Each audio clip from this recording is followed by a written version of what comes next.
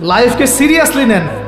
আপনি দুনিয়াতে পাবজি খেলতে আসেননি, এখানে ফ্রি ফায়ার খেলতে আসেননি, একটা গার্লফ্রেন্ডের পিছনে সময় নষ্ট করার জন্য আসেন নাই, আপনি এখানে সুদ খেতে আসেননি, জিনা করতে আসেন নাই, আপনি এখানে ওই যে আইসক্রিম বিক্রি করছেন আমি এগুলো দেখছেন না, এগুলো করতে আসেননি পৃথিবীতে। আপনি পৃথিবীতে বেহায়ার মতো নগ্ন হয়ে রাস্তাঘাটে ঘুরতে আসেননি, আপনি পৃথিবীতে উম্মার মাঝে ফাটল সৃষ্টি করতে আসেননি, আপনি পৃথিবীতে দুনিয়া পূজা করতে আসেননি। এইসব কারণে আপনাকে পৃথিবীতে পাঠানো হয়নি। ওমা খালাকতুল জিন্না ওয়াল ইনসা ইল্লা লিয়াবুদুন, আপনাকে আল্লাহর ইবাদত করতে পাঠানো হয়েছে। টাইম আপনাকে আল্লাহ পাক এক্সট্রা দিবেন না। যতটুকু লেখা আছে আপনার লাউহে মাহফুজে, একটা দিন বাড়বে না, একটা দিন কমবে না। আপনি জানেন না আজকে লাস্ট দিন কিনা, আপনি জানেন না আজকে লাস্ট দিন কিনা। আপনি চাইলেও, যদি আজকে লাস্ট দিন হয়ে থাকে, আপনি চাইলেও আরেকদিন বেশি বাঁচতে পারবেন না। দুনিয়াতে আমরা কেন বেঁচে আছি, আমাদের উদ্দেশ্যটা কি, কেন আমি না থাকলে আল্লাহর কিছু কি যায় আসতো, আল্লাহ বা কেন আমাকে এখানে রেখেছেন, আমার কাজ কি, আমার উদ্দেশ্য কি, এটা বোঝা 1 নম্বর কাজ। আমার কথা কি বুঝতে পারছেন ভাই? অর্থাৎ কেন আছি, উত্তর হচ্ছে আল্লাহর দিন পালন করব, আল্লাহর দিনের পরিবার সাজাবো, আল্লাহর দিনের প্রচার করব, আল্লাহর দিন প্রতিষ্ঠার চেষ্টা করব।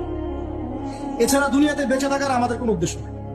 এই দুনিয়াতে আমরা বউ বাচ্চা স্ত্রী সন্তানের সাথে আনন্দ ফুর্তি করার জন্যই আসি না। এখানে এই দুনিয়াতে আমরা প্রেমিকার পিছনে সময় নষ্ট করার জন্য আসি। মৃত্যুর কথা কে স্মরণ করে? এখন মানুষ চলাফেরা করে এমন ভাবে যে কোনোদিন মরবেই না। কে স্মরণ করে? যে টেবিলের তল দিয়ে ঘুষ নিচ্ছে ও স্মরণ করে মৌতের কথা? যে মেয়েটা বোরখা পরে যে ডেটিং করে বেড়াচ্ছে, জেনা করে বেড়াচ্ছে, ও কি মৃত্যুর কথা স্মরণ করে? যে ছেলেটা এখনকার যুব সমাজের বেশিরভাগই মাদকের সাথে সম্পৃক্ত, গার্লফ্রেন্ড বয়ফ্রেন্ড অ্যাফেয়ার্সে আছে, হ্যাঁ, টিকটক প্রজন্ম, আড্ডাবাজি করে সময় কাটায়, গুন্ডামি করে, মাস্তানি করে, এর মৌতের কোনো ফিকির আছে?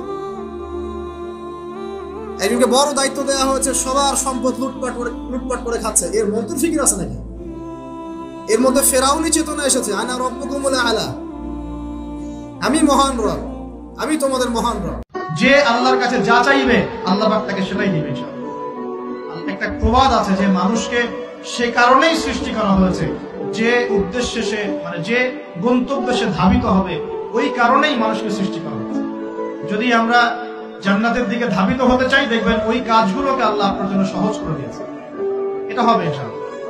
আপনি শুধু একবার মন থেকে আল্লাহর দিকে ফিরে আসেন, আল্লাহ আপনাকে সময় দিবে, আল্লাহ আপনাকে রিজিক দিবে, আল্লাহ আপনাকে ওস্তাদ দিবে, আল্লাহ আপনাকে বন্ধু দিবে, আল্লাহ আপনাকে পরিবেশ দিবে, আল্লাহ আপনাকে দিন শেখা সহজ করে দিবে, হালাল রিজিকের পথ করে দিবেন, নেককার স্ত্রী দিবেন, নেককার সন্তান দিবেন, আল্লাহর পথে কাজ করার ট্র্যাক দিবেন, সবই আল্লাহ ব্যবস্থা করে দিবেন।